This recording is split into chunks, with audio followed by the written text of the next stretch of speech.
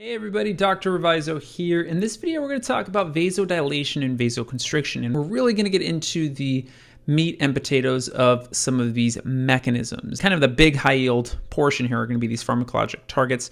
On step one, they don't really ask about, what's the first line treatment? What's the second line treatment? That's really a step two, type of question. However, they love to ask about the mechanism of action or how these mechanisms are integrated. And so that's going to be the focus of our conversation today. All right, so let's just start off with endothelial regulated vasodilation. Okay, and y'all know my artwork is not very good, but you can, around this blood vessel, we're going to have some endothelial cells.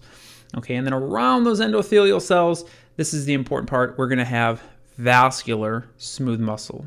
Okay, so we're going to have some vascular smooth muscle. We'll draw it like this. Okay, because this smooth muscle can squeeze down on this blood vessel and cause vasoconstriction, or it can relax and cause vasodilation. Okay, so that's the concept with the vascular smooth muscle. And again, just to label this, this is vascular smooth muscle, okay, VSM, and then you have your endothelial cell, we'll put EC. And then in the middle here, again, we have our blood vessel. So we're just going to draw a couple of red blood cells in here, okay? So that's the concept, and this would be the lumen of the blood vessel. The whole point of this is we're saying that when we have increases in pressure, right? Let's say that I increase my cardiac output or I have increases in contractility. That's going to cause increased shear stress, okay? So if I increase the pressure in the lumen here, if I increase my blood pressure, right, that's going to cause an increase in the pressure here that's received on the wall of this vessel. Okay, so that's going to be an increase in the shear stress. That increase in shear stress is going to cause an increase in calcium release here. Okay, so there's going to be an increase in calcium release in the endothelial cell. That calcium is going to act to stimulate nitric oxide synthase. We'll put NOS. And it does what it says it does, right? Nitric oxide synthase. It synthesizes nitric oxide, just like the name says. So we make nitric oxide. Okay, so nitric oxide, this is the first big thing I want you to remember, because this video is all about mechanisms. And mechanisms are really hard because there's so many different players, and who's important? Who do I actually have to remember? This is the first player in this mechanism I really want you to remember. Okay, that's nitric oxide. Nitric oxide is a gas, so it can diffuse locally freely between cells. So the nitric oxide can diffuse into the vascular smooth muscle. Okay, so now it can diffuse over here, and when it does that, when it diffuses into the vascular smooth muscle, it increases the concentrations of cyclic GMP. This is the second big player that I want you to remember.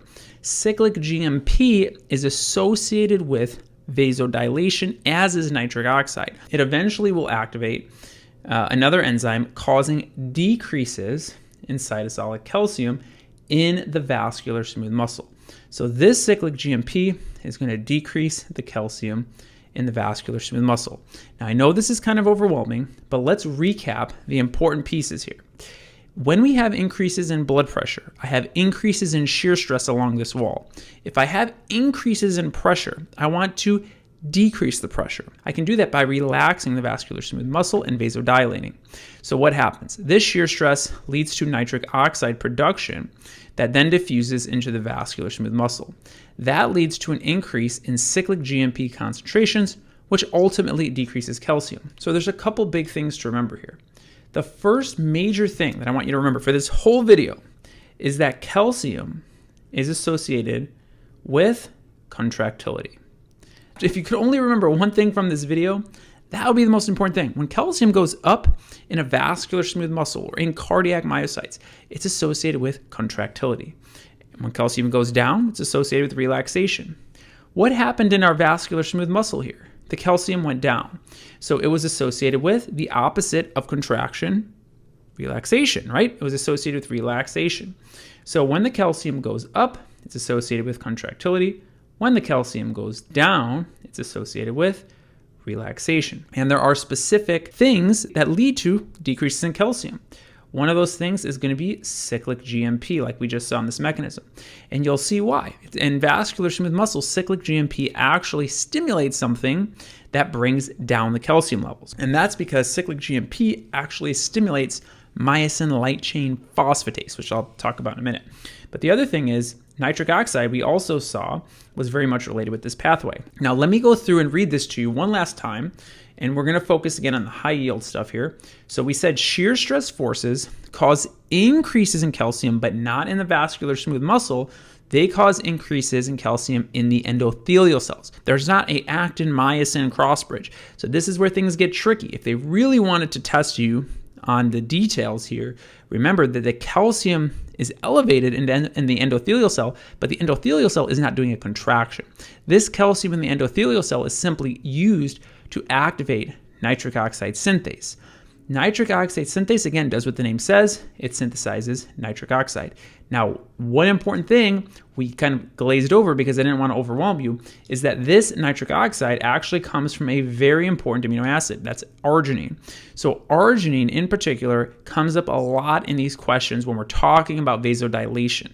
So if we had to add a third thing into our relaxation bucket over here for vascular smooth muscle, I would also include arginine in here. So when you see arginine in a board question, when you see cyclic GMP, when you see nitric oxide in a board question, start to think about vasodilation. Now you can imagine, if I had a lot of vasodilation, what would happen to my arginine levels in the endothelial cells? They would go down, right? If I was making a bunch of nitric oxide, then I'm going to use up a lot of my arginine. Now again, the arginine is going to help form my nitric oxide. That nitric oxide is going to diffuse into the vascular smooth muscle, and it's going to make more cGMP from GTP. cGMP very much associated with relaxation, like we said.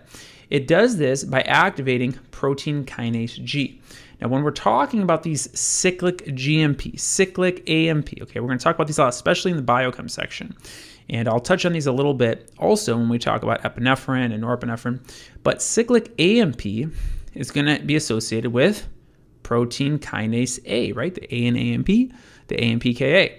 Cyclic GMP is going to be associated with protein kinase G. Okay, so these pathways are all related based on the naming to some degree. And again, this will eventually decrease the cytosolic calcium in the vascular smooth muscle, and the calcium levels in the vascular smooth muscle are what we're looking at, right? Because an increase in calcium in vascular smooth muscle is associated with contractility, and a decrease is associated with relaxation. In this case, we have a decrease, so we would get relaxation. From an increased blood pressure, we were able to vasodilate. So that's the concept. Now, other things that can do this are acetylcholine and bradykinin, and we'll talk about that coming up. But I just want to kind of lay the foundation for this.